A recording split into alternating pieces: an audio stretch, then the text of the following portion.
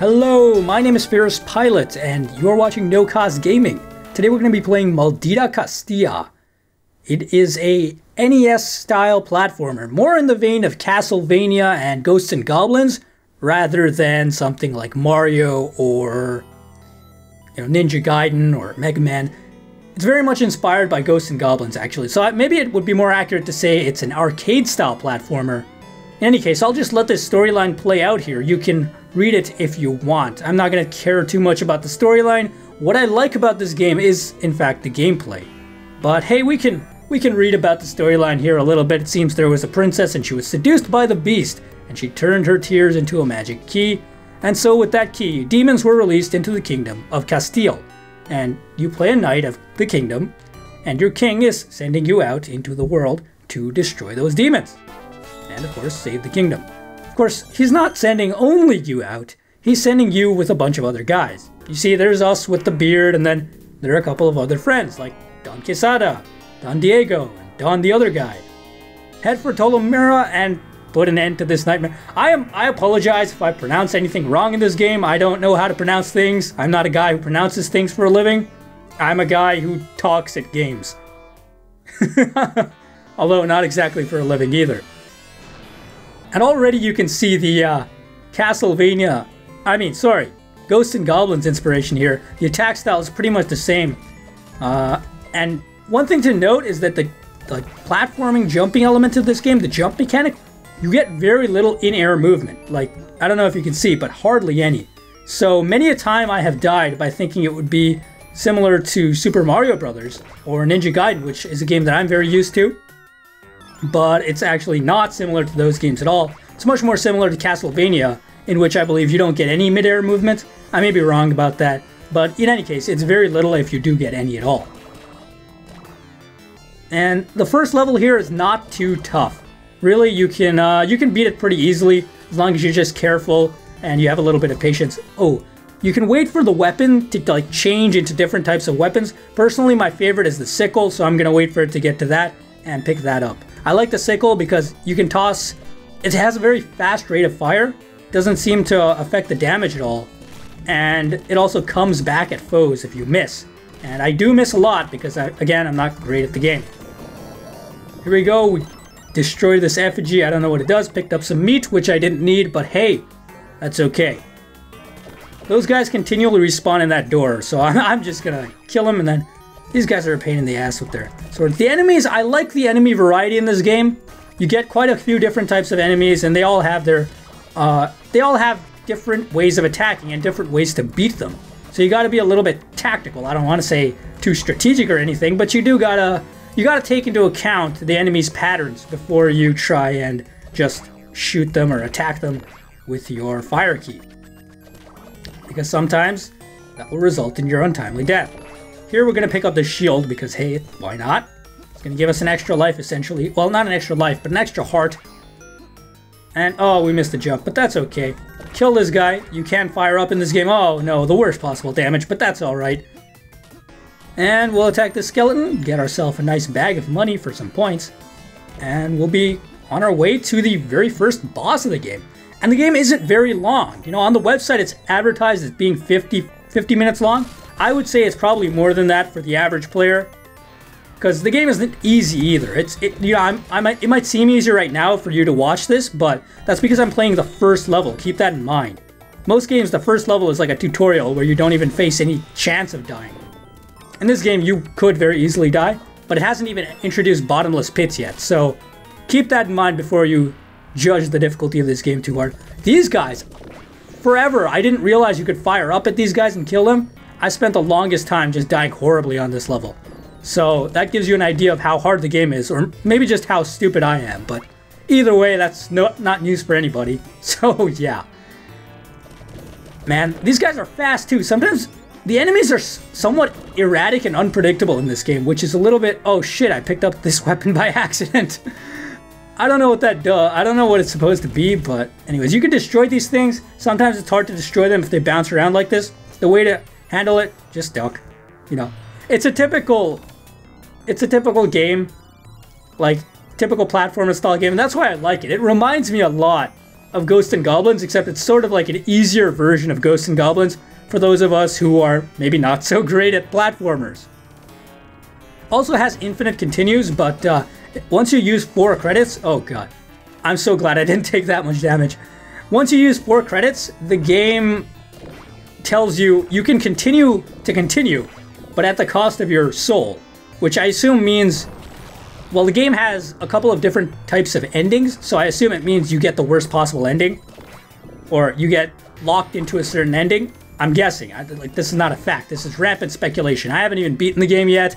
As I said, it's hard. I've been playing it for a while. I originally planned to do an LP of this, but then I realized that I'm actually very shit at the game. So I'm just going to end up not being able to do it very well. Essentially, here we are at the second boss anyways. But as I was saying, it has 4 different endings, so I appreciate the fact that you can continue on if you want to. But at the same time, I haven't exactly forsaken my pride enough to do that yet. Maybe I should.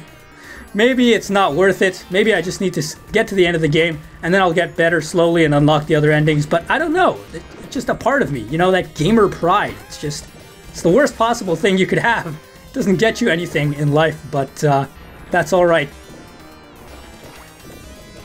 And this game is a lot, like, this boss fight is actually fairly intense. Killing those little guys is very important. And I've noticed that it's helpful to stay in the middle because they tend to spawn at the edge of the screen. And I really wish I had the sickle. I like that weapon a lot more. This one, oh god, no. Oh no, no. Bad things are happening. Okay, I think I've recovered here. Oh, please, no, no. Oh my god, wow. That was, as you can see, the game is not forgiving. Once you screw up, you're in bad spot. But it's also not like complete bullshit hard difficulty either. It's not unfair. It's hard, but it's predictably hard. If you don't make any mistakes, you're golden. That's one thing I appreciate about it. It's a lot like Ninja Gaiden in that regard. Again, the platforming is different. The jump mechanic is different. You don't get much in mid-air movement, but that's not a bad thing, you know. Platformers don't necessarily need to have a lot of mid-air movement. This game is not designed to have a lot of mid-air movement, and if you did have a lot of mid-air movement, it would probably trivialize a lot of the platforming elements of the game.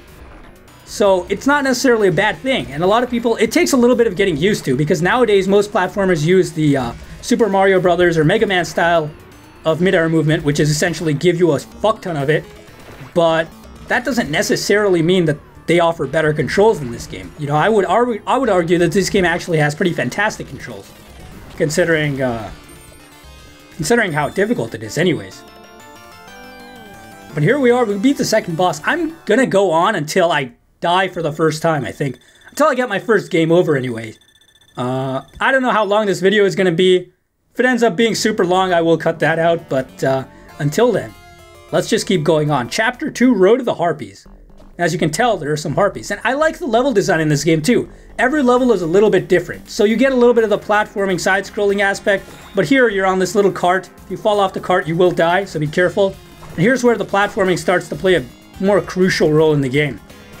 Many times I've jumped off the edge of the cart, trying to hit a Harpy and then land on top of the cart again. You can't do that, because if you try to do that, the mid-air movement will basically screw you over. You don't have enough mid-air movement to land back on the cart. So you're gonna die horribly. And in a way, other NES platformers have trained me to be worse at this game. As odd as that may seem. But here you go, this owl stage is really weird. So every bit of this game has a little bit of a trick to it. And once you've mastered the trick, it makes it somewhat easy to, I say easy, but I died there. Like maybe I haven't mastered the trick. Have you thought of that? Huh? But here you go, we get some meat and we're back to full health. Nice, huh? One thing I don't like so much is that this particular stage, if you die on the boss, you have to do the entire stage again. Which I can understand from a fairness standpoint, but the rest of the stage, other than the boss, is actually extremely, extremely easy. So I feel like it's just sort of a waste of time when you do die against the boss. And I've taken to play very cautiously against the boss, which isn't exactly fun. I say that as I play not very cautiously, but I'm gonna start playing very cautiously.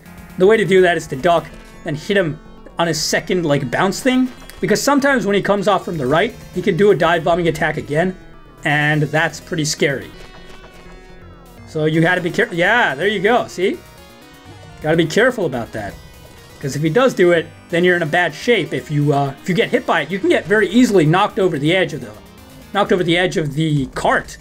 And if that happens, then you're dead. You saw what happened to Quesada. Same thing could happen to us. We don't want that to happen, do we? No, of course not. Anyways, he's just got 1 health left. I think I'm going to be able to kill him. Oh my god, he did the dive bombing attack. If he had any amount of HP left except for 1, I would have been dead. That's all I can say.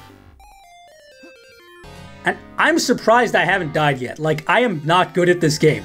On my trial run I played before this, I had died like 7 times before I got here. It was pretty bad. This level is...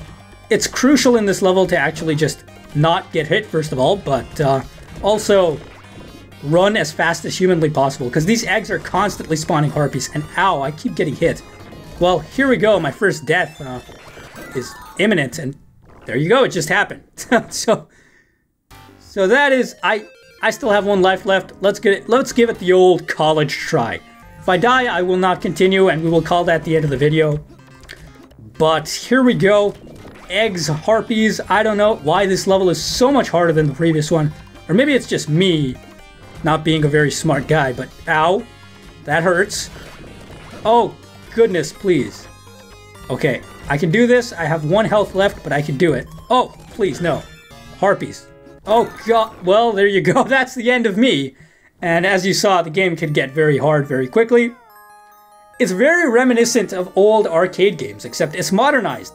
You saw the art is actually very good. The music's actually very good. The game is called Maldita Castilla.